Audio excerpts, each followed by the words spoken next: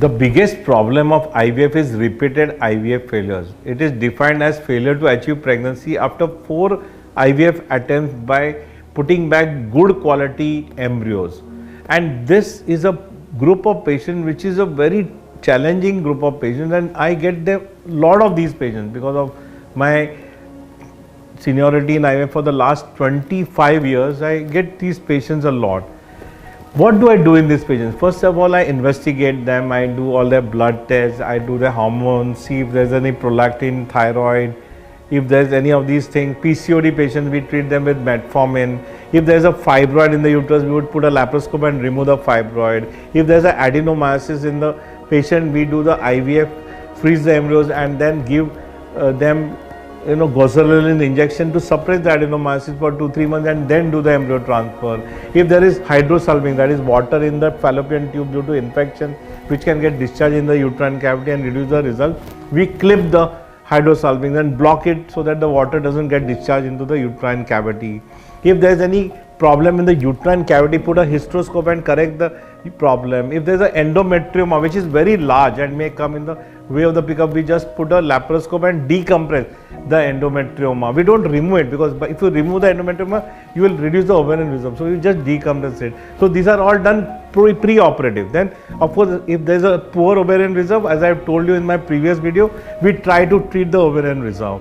After that is done, we do the IVF. Traditionally, we will stimulate the patient, collect a lot of embryos, and once the embryos are formed, we can do PGS. We can test the embryos to see if there are any genetic disorders.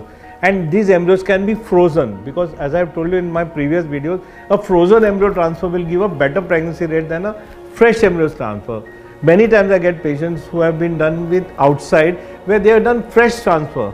If rather than that, if you do frozen transfer, the pregnancy rate will jump up by 20%.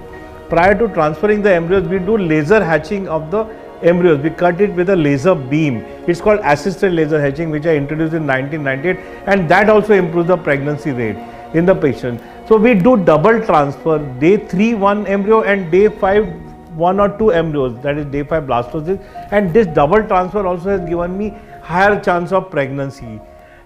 In a lot of patients, we are now using a big new incubator called EmbryoScope. In that we have culturing of the embryos, and every 15 minutes we take photograph of the embryos. So by looking at the development of the embryos, we can predict what are the best quality embryos, and by putting these embryos back, we have got better results in patients with poor ovarian reserve. So by combining EmbryoScope with genetic analysis of the embryos, we can actually select the best embryos that are available and put them back. Not only by improving the pregnancy rate we get better results, but the time taken to pregnancy also shortens down. So these are two important breakthroughs that we are combining in our patients nowadays.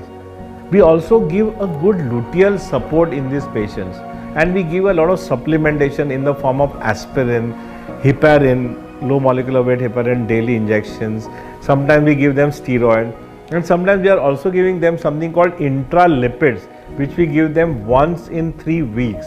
And with all this combination of getting the embryos out at the right time, freezing them, analyzing the embryos with EmbryoScope and PGS, after that putting the embryos back and combining a day 3 with a day 5 transfer. When you are putting the embryos back, cutting the embryos cover, that is a zona, with a laser hatching, and then supplementing this with various adjuvant, all this gives rise to better pregnancy rate.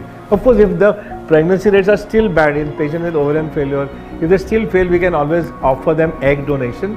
And as a last resort, if the uterus is really bad, you can offer them surrogacy as an alternative. So that also, egg donation, surrogacy, in worst case patients, we can give them that treatment option to achieve pregnancy.